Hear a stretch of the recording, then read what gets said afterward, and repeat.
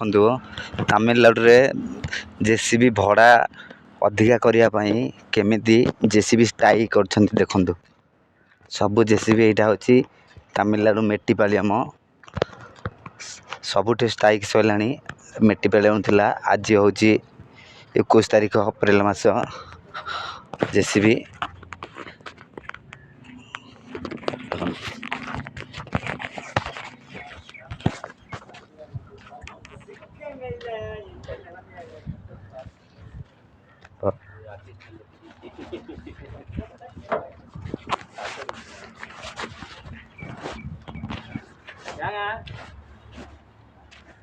Hello.